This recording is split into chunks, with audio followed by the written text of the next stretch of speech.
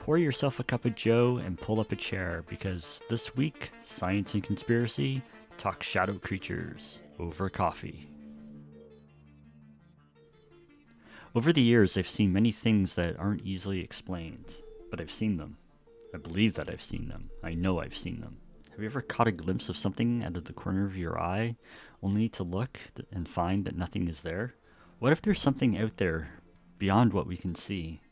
Something that lives in the shadows, and every so often, and for a brief moment, it steps out of the shadows and makes itself known.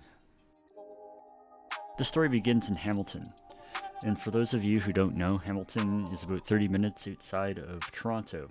It's an old city with a rich history dating back 175 years. That's why I was excited when I found an apartment for rent in one of the city's oldest buildings. And it was one of those old 3-story walk-ups, and it had like a really open concept 1,000 square foot living space.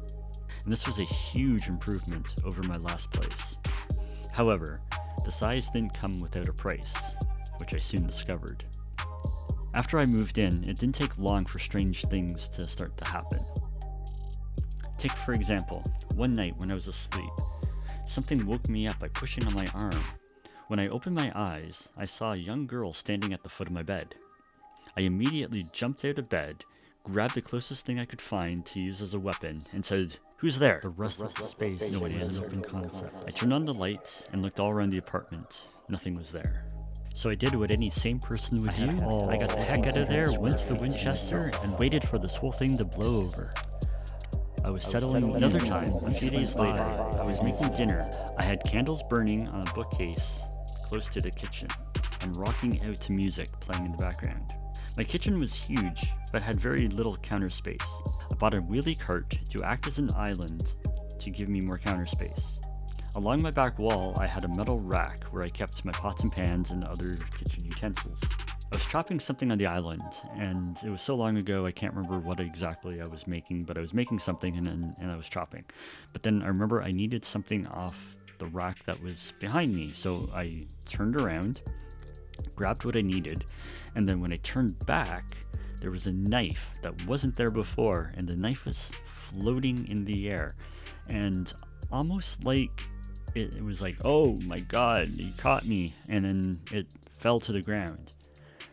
And at the exact same time, I had candles burning on this bookcase that was next to the kitchen, and they were supposed to be dripless candles.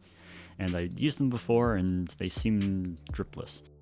At the exact same time, when the knife fell to the ground, the dripless candles blew out and instantly melted and dripped all over the bookcase. I was really freaked out. I didn't know what was happening. The only thing that I could do was I turned off the lights and headed to the pub. I know what you're going to say. You haven't mentioned one thing about shadow creatures. This isn't an episode about ghosts or poltergeists. But don't worry, I'm getting there. So, over the next few months, similar poltergeist events kept happening. I heard noises at strange hours.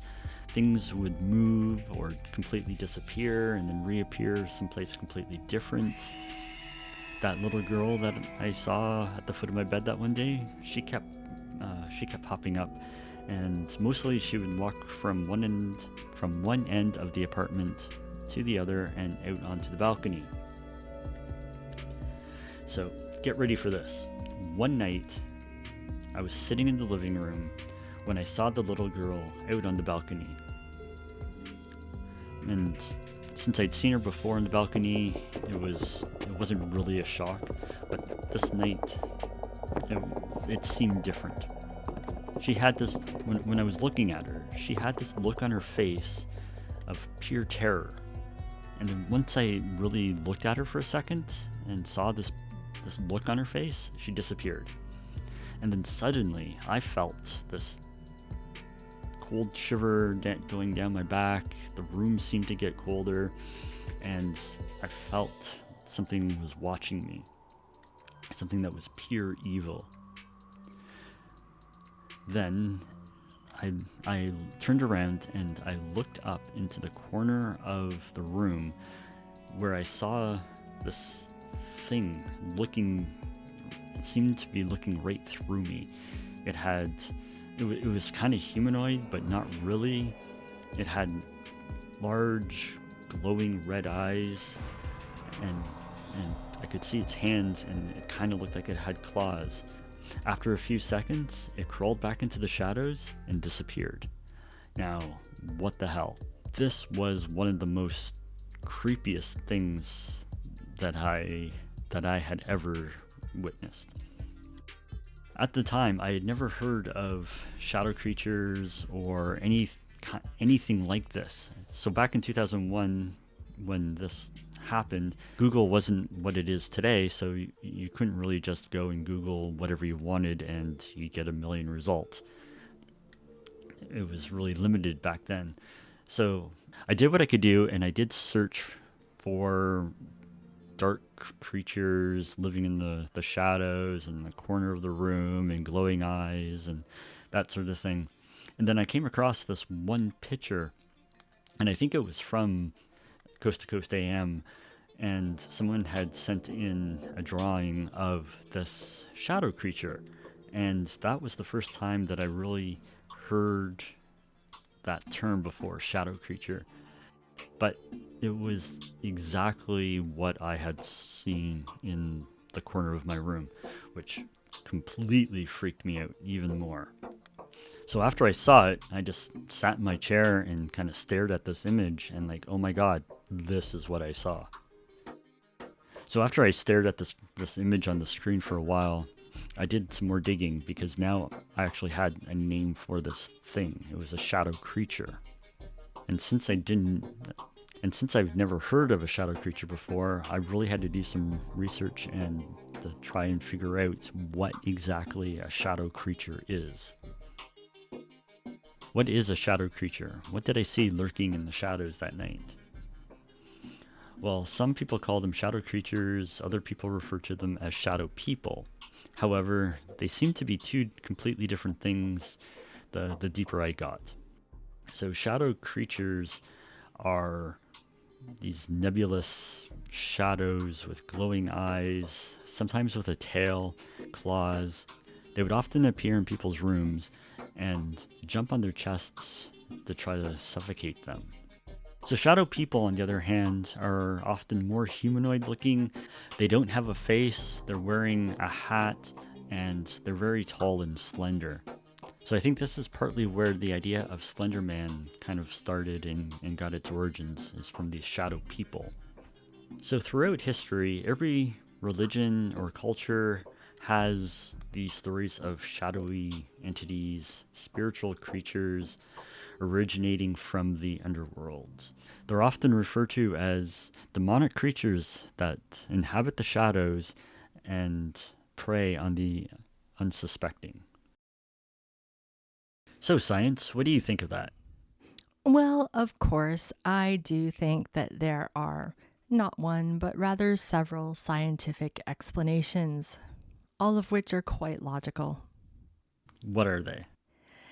Well, I mean, the most likely one Mm-hmm. is a phenomenon called pareidolia. What the heck is pareidolia? Pareidolia is the tendency for you to like perceive meaningful things on nebulous, like mundane stimuli. Mm-hmm. So essentially, like seeing a face on the moon, Okay. right? There's no actual face on the moon, Right. but we see it. Mm-hmm. We perceive that. So, for whatever reason, that could be, the simplest explanation. Humans are kind of wired cognitively to do that sometimes. To look for patterns that aren't there?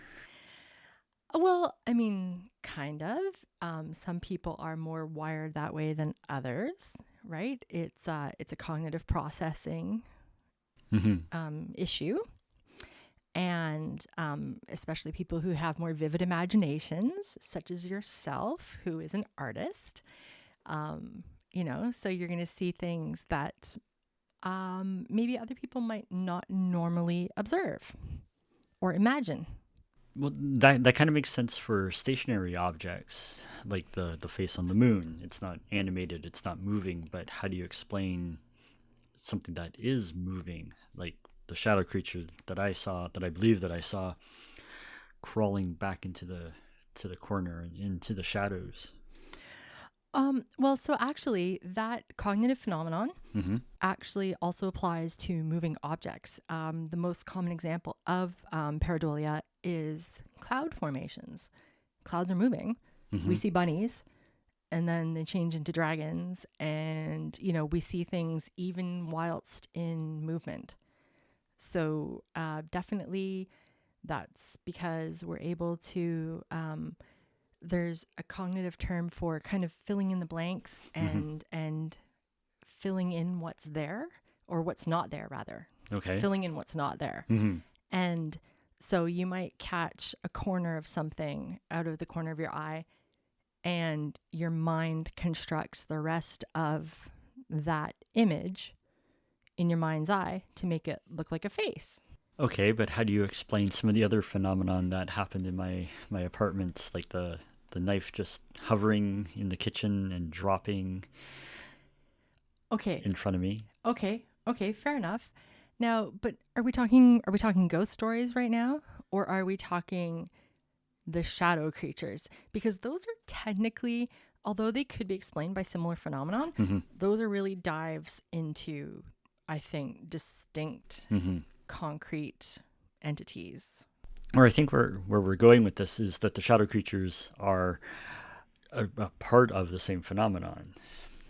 Yeah, okay, so pareidolia or dolia, however you say it, some skeptics of ghosts as well also do attribute the vision of ghosts. So it doesn't have to be the nefarious evil entities that the shadow creatures, Mm-hmm. 99% of the time those are. It could be ghosts, which are often also witnessed as helpful images. Pareidolia or pareidolia is also referenced by skeptics as describing that phenomenon as well. But again, neither of those address things moving, Mm-hmm. which is really getting into um, the the other phenomenon. Right, the poltergeists and that sort of thing. Exactly. Let's take a short break here, and when we come back, we'll talk about some of the other entities that I saw in my apartment. Welcome back, and thanks for sticking around. We were just about to get into some of the other weird and crazy stuff that I saw in my apartment. And these stories are probably good for another podcast on ghosts and poltergeists and that sort of thing. But I really, truly believe that there was a number of entities living in my apartment, or I guess not really living because they're ghosts or poltergeists and shadow creatures and that sort of thing. But I really think that there was something else there with me. Okay, well that's another story maybe, because you're putting a lot of attribution to the various entities through your imagination. Through my imagination, stuff happened. I saw it happen. I watched it happen. Don't tell me it didn't happen. But I think, well, for me, I believe that they're all part of the same phenomenon, and this evil entity followed me from another location. Okay, let me ask you a question, Mm-hmm. or a series of questions. Okay. How's your sleep? What sleep?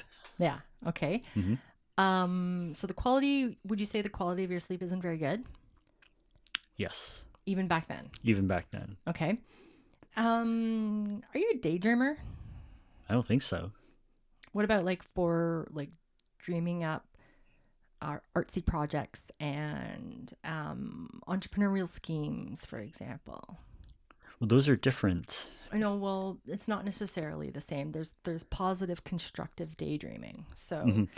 I don't lose consciousness. I don't no, I'm or not lose asking time or No. anything like that.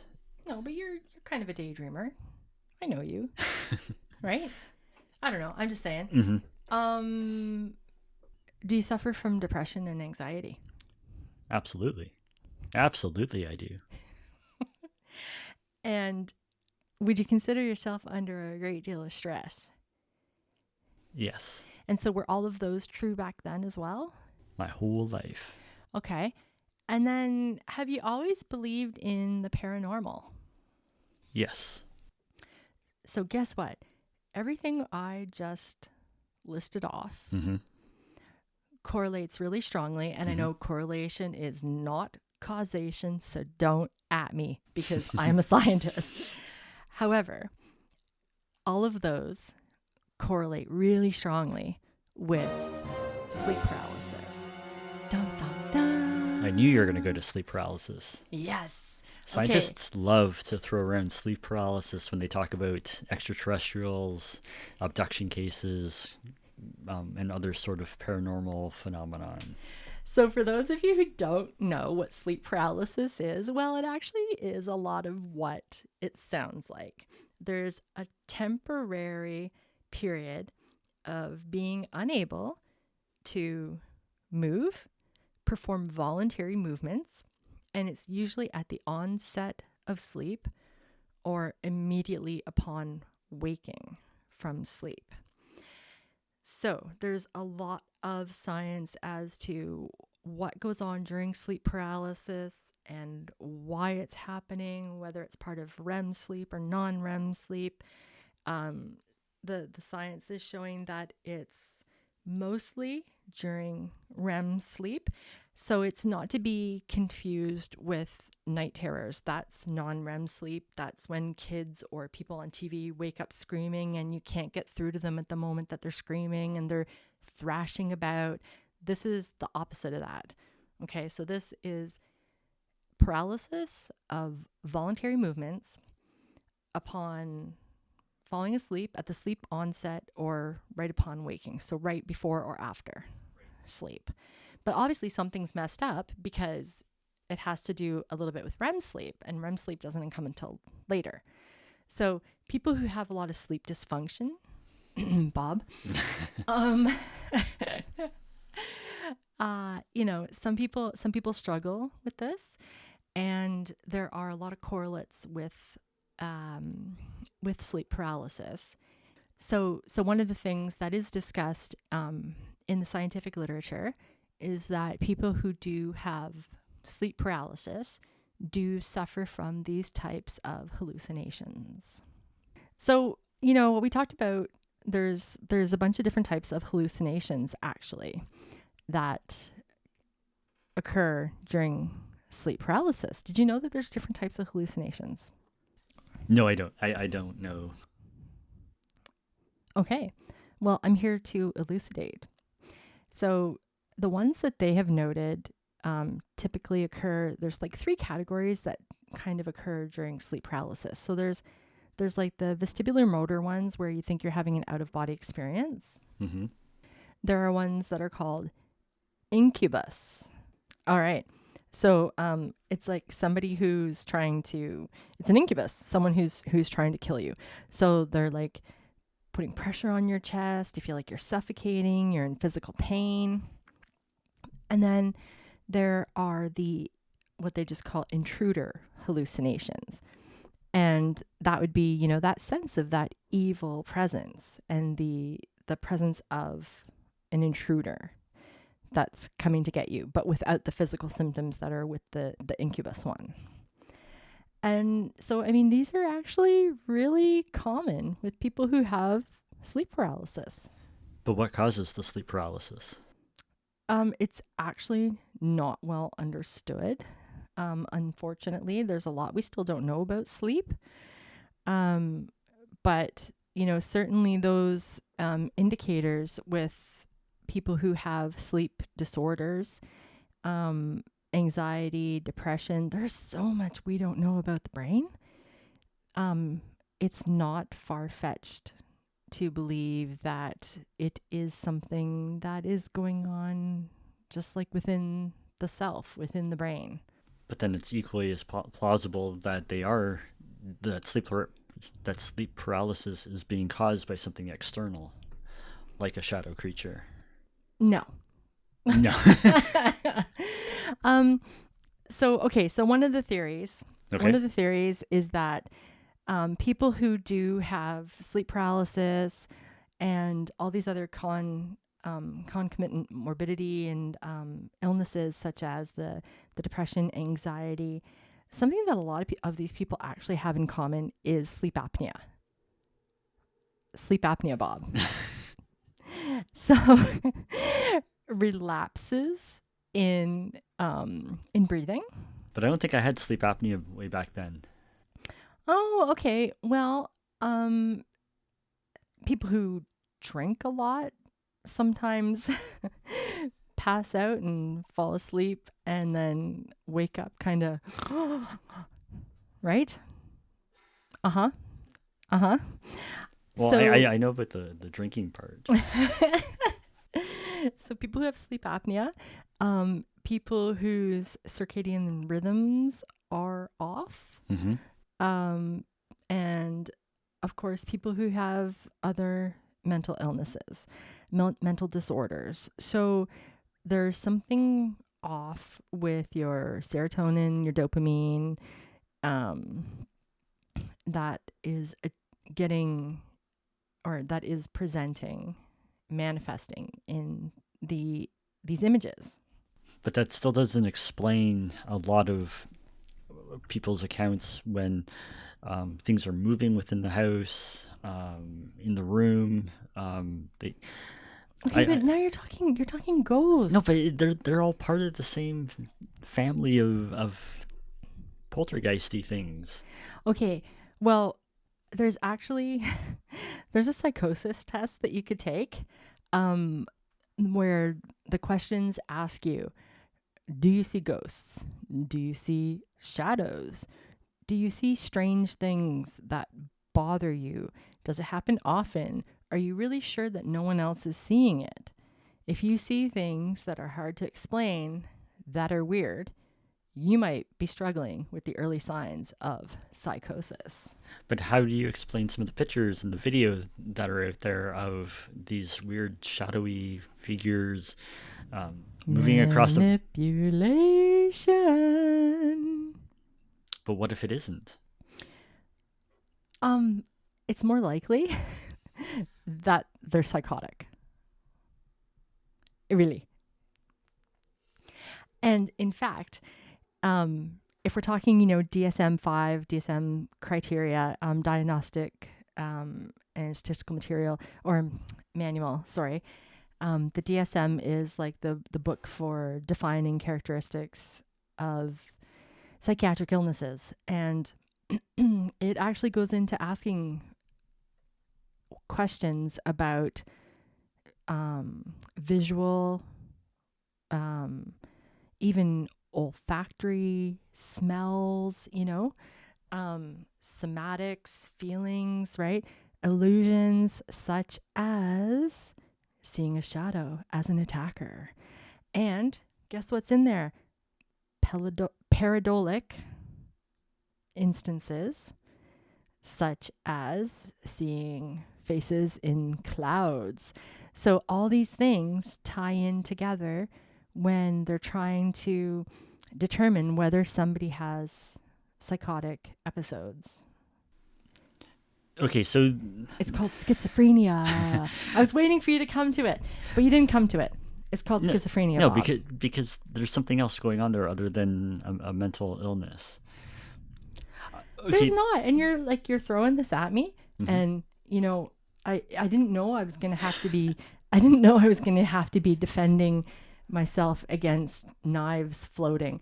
But even so, there's usually an explanation for that, and it's that you're hallucinating. Okay, so let's just back up a tiny bit here. Okay. The day after that I saw the shadow creature crawling back into the shadows in the corner of my apartment, I went on Google or whatever search engine there was way back then, and I started searching. And I didn't even know about shadow creatures before this time. I'd never heard of it. I never saw them. I didn't know anything about them. So I didn't even really know how to search for this. So I was just typing in things. And then I came across on Coast to Coast AM a picture. They did an episode of way back on shadow creatures, and they had a drawing of one that someone had sent in, and it was exactly the same thing that I saw. And I had never seen, heard, or anything. It was a new term for me, a shadow creature. And this image that was there on the screen was the thing that I saw in my apartment. Yeah, well, I know you're a pretty hardcore consumer of the news. So I wouldn't be surprised if you had seen something or you had seen it on TV. I mean, you watched the X-Files. I don't really think that it hadn't been buried in your subconscious somewhere, honestly. But this was back in 2001 time frame. Yeah, so the X-Files had already been on TV. No, the X-Files had been on TV, and this wasn't something from the X-Files. And the images and the internet isn't where it is today, that you can just go and search up anything and images and all that kind of stuff pop right up. The internet itself was just getting going and becoming mainstream. So a lot of these searches and the content that was on there, I wasn't even searching for, or I didn't even know that you could search for stuff for certain things online. And like I said, it was back in 2001. Yeah, I know. So you saw the X-Files, the suggestion got implanted, and because you have a very active imagination, plus lack of sleep, anxiety, depression, lots of stress, and a bent towards the paranormal, after a night of drinking, you probably... I don't think I was drinking that night. Oh, really? Yeah, there was a fair bit of drinking during that time, but I didn't drink every night. No, okay. Well, still, I mean, you must have just had some dopamine imbalance. That's what it is. That's what schizophrenia is, and that's what hallucinations and delusions run on. They run on dopamine. Science. It still doesn't explain all the things that happened in my apartment, all kind of culminating into this shadow creature event that night. But so here's the thing: you're as much as admitting that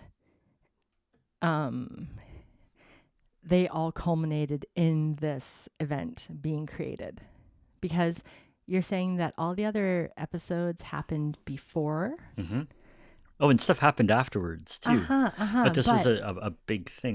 But if stuff happened before, mm-hmm. and you're already freaked out, then the suggestion had already been implanted. Okay, so you can tell that to the little ghost girl that ran from my kitchen into the balcony, stared at me, had a look of horror on her face, and then that's when I turned around and saw the shadow creature. And this little girl had woken me up a few times. Well, I mean, I wasn't there. I can't confirm or deny. I'm just telling you the scientific explanation because, folks, that's what we do here. We're science versus conspiracy.